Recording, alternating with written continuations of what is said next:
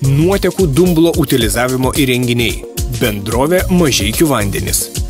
Mažeikių nuotekų valykla.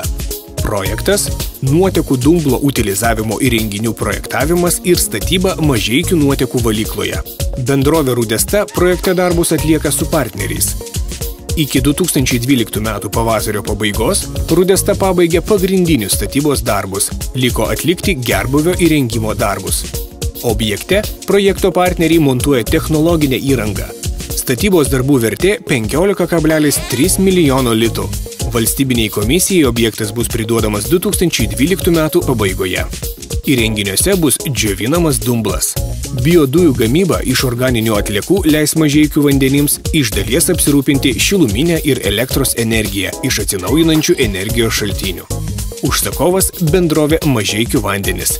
Bendra šių statybos darbų vertė 1,46 milijono litų.